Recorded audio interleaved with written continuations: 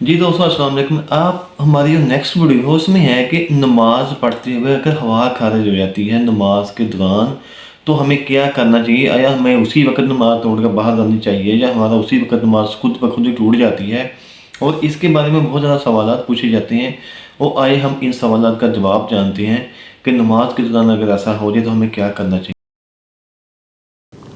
बहुत से लोग ये मसला पूछते हैं कि हमें ये ख्याल गुजरता है कि हमारा वज़ू टूट चुका है, फिर हम दोबारा वज़ू करते हैं, फिर नमाज़ पढ़ना शुरू कर देते हैं, फिर नमाज के दौरान दोबारा ये शक गुजरता है कि हमारा वज़ू टूट चुका है। और बाज़ लोगों को तो इतना वसवसों का जो है वो मसला होता है, उन्हें इतने वसवसे आते हैं कि मैंने ख़ुद देखा है कि वो जब वज़ू खाने में वज़ू कर रहे होते हैं तो वज़ू हाथ धो लिए, कुल्ली कर रहे हैं, फिर दोबारा से हाथ धोना शुरू कर देते हैं।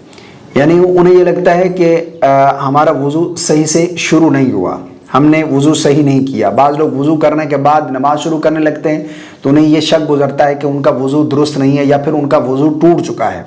वो फिर दोबारा वज़ू खाने की तरफ जाते हैं, दोबारा वज़ू करते हैं। बाज़ लोग नमाज़ पढ़ते पढ़ते उन्हें ये शक गुजरता है कि उनका वज़ू टूट चुका है और फिर वो बार बार वज़ू करने और नमाज़ पढ़ने के चक्कर में रहते हैं।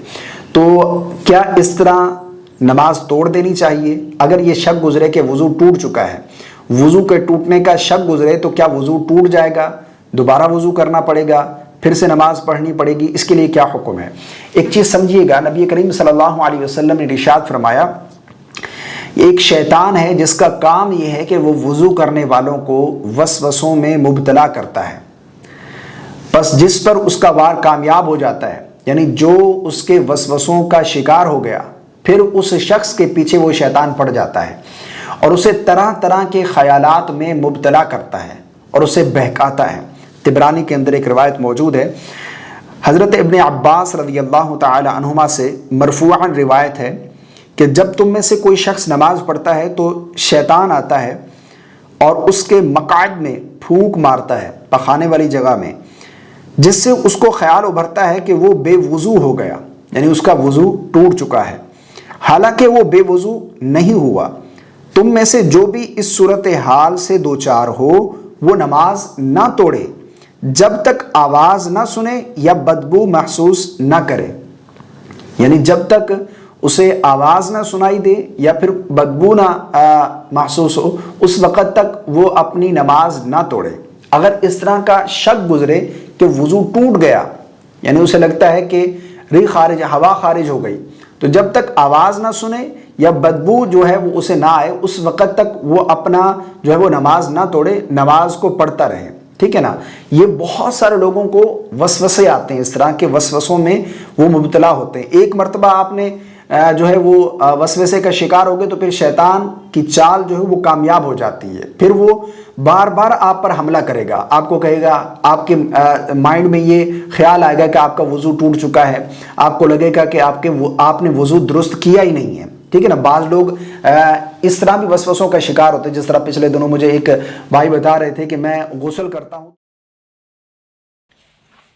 जी दोस्तों, आपने देखा कि नमाज के अंदर जब बंदा वज़ू कर लेता है तो शैतान उसको वसवसों में डाल देता है। शैतान की कोशिश होती है कि अब जिस बंदे ने वज़ू किया है मैं इसका वज़ू तोड़वाऊँ, किसी न किसी तरीके से इसको नमाज से बहकाऊँ, ये नमाज अपनी पूरी जमात के साथ अदा ना कर सके। तो जैसे ही बंदा खड़ा होता है नमाज के लिए, नीयत बांध ली है, उसके बाद शैतान जो होता है बंदे के मकात के अंदर फूंक मारता है, जिससे उसको महसूस होता है कि जैसे उसकी हवा खारिज होगी। हालांकि उसको बदबू नहीं आती, उसकी आवाज़ नहीं आती, लेकिन वो महसूस करता है कि कुछ ऐसा लगता है कि कुछ हो गया है। तो वो अपनी नमाज तोड़ कर भी बाहर आ जाता है। इतने यानी कि नमाज नीति होती है, इतनी लाइनें लगी होती हैं, उनमें से वो बाहर निकलता है, बाकियों को भी आगे पीछे करता है, जगह बना के बाहर निकल आता है मस्जिद से, फिर वज़ू करता है, फिर जाके पीछे जाकर नमाज नहीं लेता है।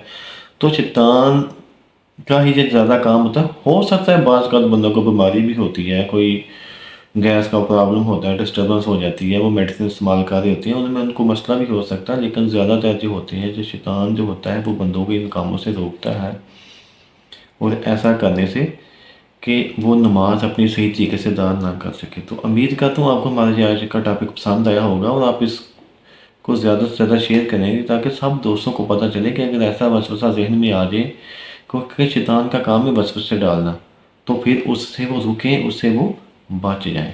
اللہ حافظ.